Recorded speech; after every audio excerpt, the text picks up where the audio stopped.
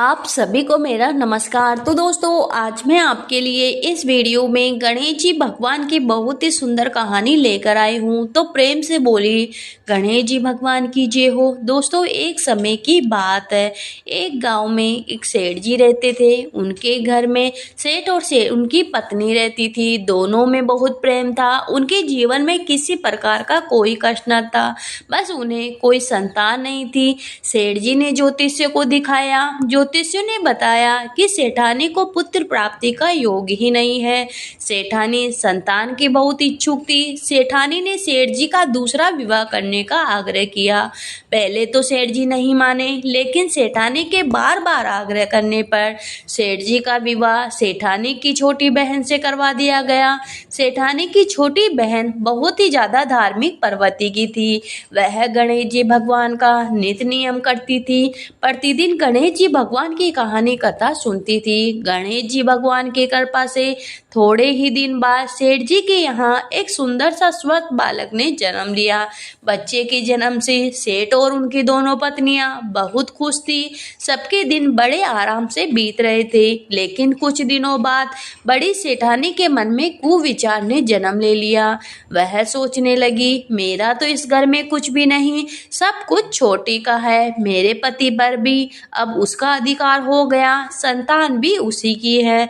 यह कुविचार उसके मन ही मन उसे खाने लगा। इधर छोटी का बालक धीरे धीरे बड़ा हो रहा था। अब तो बड़ी सेठानी के मन का विचार एक विशाल वृक्ष के रूप में ले लिया। अतः एक दिन उसने छोटी के पुत्र को रात को सोते समय मार डाला। उसके शव को उसने घर के पास वाले तालाब में फेंक दिया, जिसमें छोटी प्रतिदिन नित्य नियम के फूल फेंका करती थी। सुबह होते ही सबको इस बात का पता लग गया। पूरे घर में कोहराम मच गया। सेठ सिर पीट पीट कर रोने लगा। लेकिन छोटी सेठानी प्रतिदिन की तरह गणेश जी भगवान का नित्य नियम की आराधना में लीन थी, जैसे कि उसे कुछ पता ही न हो।